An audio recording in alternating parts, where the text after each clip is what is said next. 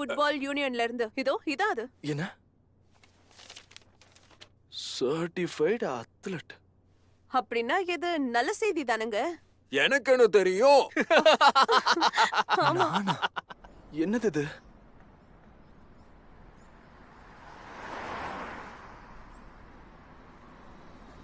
இதுல போட்டிருக்க இடம் இதுதானா? ஹலோ, நீ ஈச்சினான் தானே?